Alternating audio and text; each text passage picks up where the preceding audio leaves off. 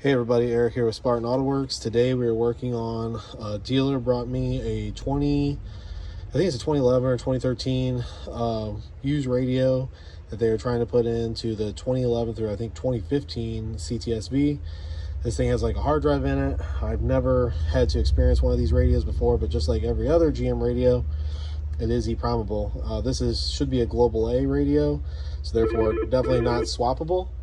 So in order to swap it, obviously we have to copy the EEPROM. So it's a 24C32 EEPROM.